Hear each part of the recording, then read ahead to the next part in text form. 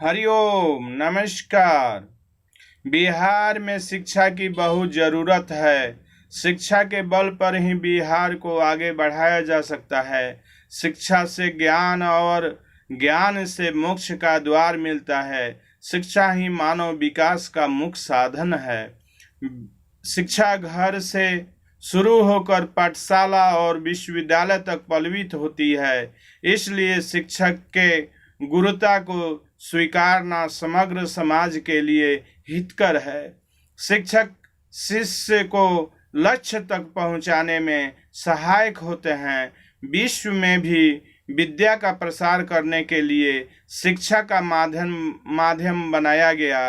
अतः अंदर के विद्यार्थीपन को हमेशा जिंदा रखना चाहिए।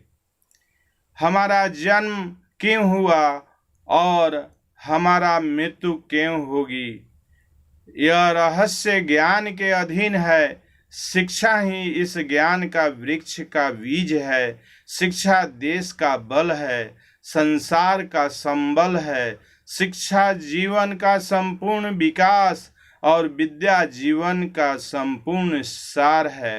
हरिओम। हर हर महादेव।